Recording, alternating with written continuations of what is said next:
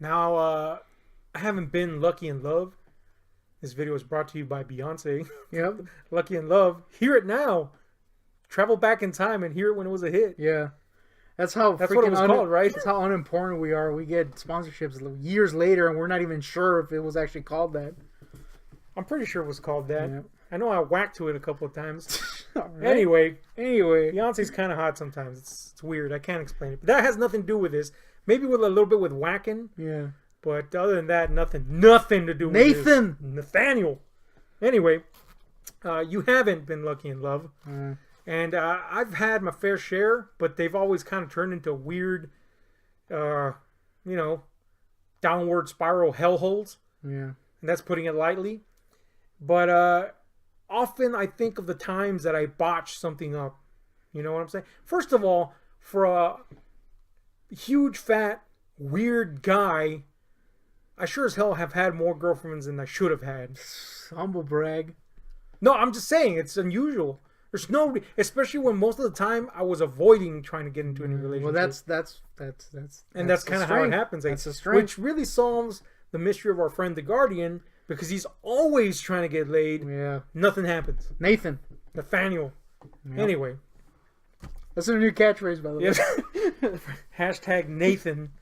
For me, I have, it's been fair. It's been all right. Mm-hmm. But oftentimes, because all my relationships eventually turned either sour, one, or two, extremely weird, or three, ended up in me going to prison. Yeah. I sometimes think, what about those relationships that I didn't get involved in, but that I clearly could have? Yeah. You're giving me that weird look. I just gotta... I'm not gonna lie, I shat my pants. This is not related, but I kind of shat my pants a little. Uh-huh. I just got a notification that you liked a picture on Instagram, Uh-huh. despite the fact that you're right here. What the fuck? Yep. First of all, I'm not even on Instagram. Second, well, I'm pretty sure I had an Instagram at one point, but I haven't been on Instagram It forever. literally said you just liked the picture. Whoa. All right, well, Anyway. you saw it here first, folks. Woo! Our Instagram is way behind on their likes, or what the fuck is Yep. happening? Okay, well, that just freaked me out. But anyway, we're talking about love here, damn it. Not cool. It's not horrible doppelganger ghouls of me. Yeah. But speaking of horrible doppelgangers, no segue there really. But no, yeah, man, I'm kind of freaked out now, by the way. But anyway, I have been lucky, but I often think, what about those relationships that I didn't take into account, that could have been, that I definitely could have locked in? So I'm going to tell you some little tales of that. I did have a couple of those. The first one, there was instances before one, but the first one that really stands out was this fucking chick, dude. Her name was Pearl. And I dug the fuck out of this chick, and I knew 100% that she dug the fuck out of me. Now, Pearl was a big girl, but she wasn't like a big girl, like slovenly and sloppy big girl. Slippery slope you're on. But okay. Fuck no. Fuck that shit. I'm a fat asshole. I can say that shit. No, that's not true. But I'm not saying she was no Mr. Gluttony, is what I'm saying. Okay. She wasn't a slovenly turd. Right? She was a big girl, right? Shout out to slovenly turds. Hashtag slovenly turds. But no, she was a big girl. But there was just something about her. One, she wasn't hideous, of course. I'm just saying she was a big girl. But her personality far outshone whatever beauty she had, which she was very pretty, but she was just like that top-notch personality. You know what I'm saying? Top of the pops. And I fucking dug the shit out of this chick. And I already knew about her, and we got along fairly well. But in my junior year, we got along fucking tight. I mean, we were like peas in a pod. You know what I'm saying? I had her for a couple of classes, and you couldn't separate us during those classes. And everybody in the fucking class just knew that there was that spark, that chemistry between us two, right?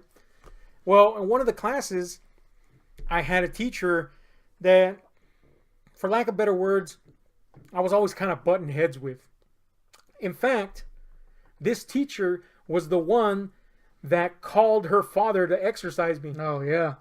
Hit that link in bio. Which you never put the link, so why are we even saying that? I will. And the point is, this teacher and I, we kind of butted heads a lot. And it's not that she hated me, it's that I was so vocal and upfront, and she hated that aspect.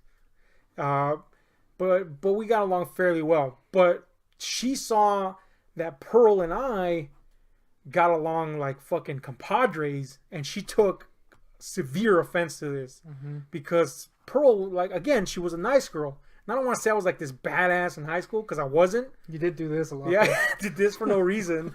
But I was kind of like a little rebel jerk, you know. Even though I was in AP classes and shit like that, nerd style, I was like a little rebellious turd, you know. I could be a prick in high school, and I had a big ego too back then. But anyway, she took a severe dislike to the fact that we got along, you know, and she even went as far to tell Pearl that, you know, she'd kind of cut off the friendship, which Pearl told me, and she was like, "Oh, fuck that, we homies, yo."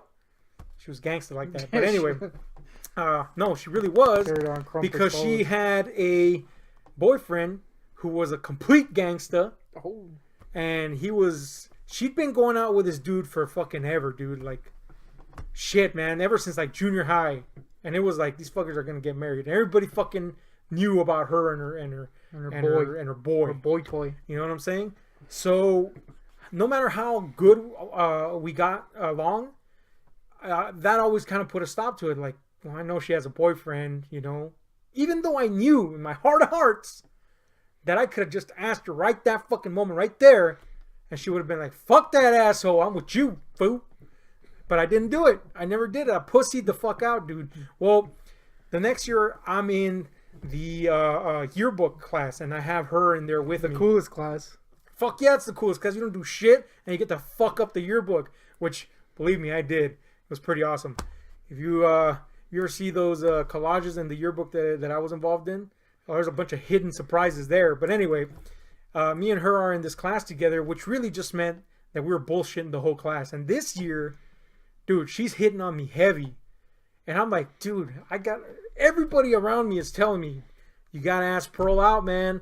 She wants that D. Now, they weren't saying it like that, but they were like very, very enthusiastic about me asking her out. And I knew that if I did, she would cut it off with this dude. But I didn't. I pussied out. Oh, man. Anyway, I pussied out so bad, dude, that one day, this chick in the class called Audrey, was super smoking hot, by the way. So we edited something there. Yeah, we did. She comes, this girl Audrey comes up to me and she goes, "Man, tomorrow you're gonna ask Pearl out, or she's gonna ask you out." And I'm like, all right, that means that, you know what I'm saying? That's surefire fucking sign that something's going on here. Obviously, it's being told to me by one of her friends. That's it. I'm going for it. Fuck this other guy, this boyfriend of hers. I'm doing it. Pussied out. Making a note of the edit, by the way. Yeah, good. No, but yeah, man. I didn't even have to ask her out. That's how obvious this thing was, because come that class, she comes back into the room, or I should say she comes into the room for that day, Pearl does, and she's made up real nice. You know, she was kind of like a tomboy. Mm-hmm. In fact, she was one of those girls that like played football on the team, you know, with the guys and shit. She was one of those girls. But she come in, made up, all fucking sparkly and shit, like damn Twilight vampire and shit. Yeah. Only it makes sense for her to be feminine. But anyway, you know, in a dress, which she never fucking wore. And she come in, and I don't say fucking shit. All right. No, I talk to her, don't get me wrong. But I don't do the asking out. Nathan. I just fucking freeze. Yep. I pussy freeze. And by the end of that period, she went from enthusiastic conversation to serious, then, to almost dead silence by the end of the period. And that was that, man. Yep. I fucked it. Yep. And guess what? She ended up leaving that class, like moving herself from that class. Shit. And I was like, oh no. I fucking dropped the ball on that shit. Yep. So I beat myself up for a couple of years. Years later, after we graduated, or my class graduated, I'm at work, and again doing this. Yes, doing that, and in walks this girl, man, Pearl, and I'm like, oh, holy shit, we're adults, quote unquote, now. So I'm like, fuck it, right? Water under the bridge. I fucked up. And I'm like, hey, how you doing? And she's like, oh, hi, blah, blah, blah. The old hug, the old, catch up. Turns out she did marry this significant other of hers. Oh. He beat her. Oh, that's good. She left him, and she had come back to town. Oh. And I was like, oh, son of a bitch, man. I could have spared this girl a beating. At the very least. I mean, and on top of that. Debatable, but possible. Yes. But on top of that, yeah, it would have been awesome, right? Uh-huh. Going out with her, not the beating. But anyway, Move on from that. The point is, things could have been different, right? And I was like, damn. So I says to her, I said, what the fuck do I got to lose now? Nathan, that's what. So I says to her, shit, you know what, man? I know maybe this may be a little too soon, maybe. You may be a little raw. You don't want the D? No, I did not say you want the D. Probably should have. But the point is, I said, since you're back in town, maybe you want to get together sometime. And she's like cool as beans. Like, hell yeah, let's do this. I make her sound like she's like some horrible gangster. But she was whole like, time she's doing this. For some she was reason. like, yeah, of course. She gives me her number. And I'm like, cool, man. Now this is first of all, I don't like cell phones. Nope.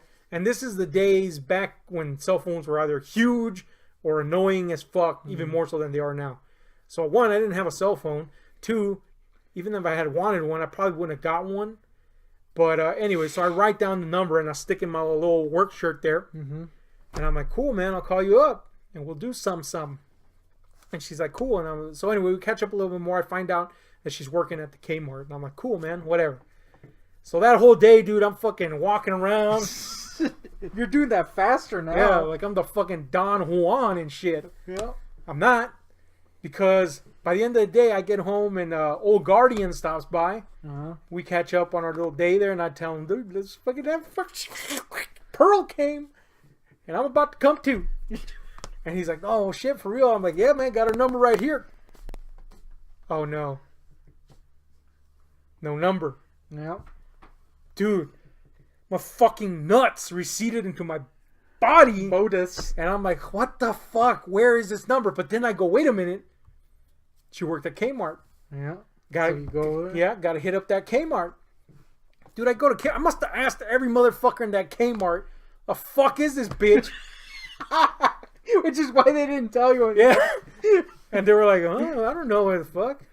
I only got one person to say, oh yeah, she works so-and-so time. For the next like fucking 2 weeks, you were perching. I would try to drop in during that fucking time whenever I could. And it was like fucking fucked up fate or something, because the last day when I finally got some verification, like solid verification of her being there for real, she had picked up her final check and left. Right. And I was like, are you serious, man? So I fucked that up. Yep. You got a little little nut crunching telltale? I mean, it's not related, but this is the one we agreed on telling. A nice reveal of our scripting process. It has nothing to do with me trying to hit up on a chick, but it does involve a woman. So does it fall into this category? No, but it's still going to be told. So one day, we were at the old school. And our teacher at the time was a math teacher who you knew and was known to break her knees. By weird, you don't mean me and you, as you were way younger than me at that point. Yeah, you had her before. Yeah, I had her. She was known to break her knees. Would power walk everywhere. Those knees were pulverized. Anyway. She was really a nice person. Yeah, she was cool. But if you pushed her the wrong way, she could be... Yeah, big time. Strict. But anyway, she was known to put some tunes on when we were doing good, right? And that was like a known thing. So we would strive to get the tunes. Although I wouldn't, because I knew it was going to be some garbage that I wasn't interested in. So I would just be nude all the time. Anyway, one of those days we got the tunes and we're doing our little work, and she puts on the tunes. And I don't remember what tune it was. I'm saying tunes a lot, but it's a song. Everybody knows that. I'm just making it clear. She puts on some song, some popular song at the time. I would help if I knew what song it was, but there was this chick in the freaking class called Chantel. Not gonna give out her last name because I don't remember it. But Chantel, right? Woo. So she puts a song on, and I guess she's jamming to the song or something. Big time jamming to it. And she starts singing along to it. And that's cool, right? Sing along to your little song, hum along to that song. But this wasn't singing. This was bizarre. She literally, and I quote, goes, "Bonk, clank, clonk, clank, clong." Everybody's like, what the flip is that bonk, clank, clonk, clank, clonk shit? And I'm like, whoa, this is weird. And every time the song would come around back to, she would be quiet the whole thing. But whenever it would come back to that part, bonk, clank, clonk, clank, clonk, super loud. And it was quiet, but she was super loud. And for some reason, the teacher would not turn off the tune. I guess she was also entertained by it. But anyway, bonk, clank, clonk, clank, clonk became legendary. Now, when you told it, again, this has nothing to do with the previous story. No, I do actually have some of those tales, but yeah, I told you. Clink, clonk, clink. I told you to tell this one for some fucking reason. But all I got, well, this was really the reason, because I wanted to add this to that story. And it's that when you told me that back in the day, you told me that you believed that it was a Gwen Stefani song. I think so. As in Gwen Stefani in her solo career, or possibly No Doubt. And dude, I have scoured their fucking catalog of music There's no in an attempt to find a sound that closely resembles bong, clang, clong, clang, clong. I have not found it to this day. Well, that was the baffling part. Like there was nothing in the song that sounded like bong, clang, clong, clang, clong. And yet, whenever it would reach the part that I guess she perceived as bong, clang, clong, clang, clong, she would belt out bong, clang, clong, bong, clang, clong, clang, clong. So that's a fucking story about a chick. Yeah. But anyway, I mean, we're gonna do another I would video. never hit that up. We're gonna do another video with our failed attempts at trying to get chicks, and you'll actually have a story apparently about that. Yeah. And but anyway, tell us about your failed attempts at getting chicks. In chicks? Or in them. Yeah, it makes sense. Yeah. Anyway, it's been Ahab and the Goon Tick. Saying bong, clang, clong, clang, clong. Hit like, share, subscribe, and those notification buttons, because we're out.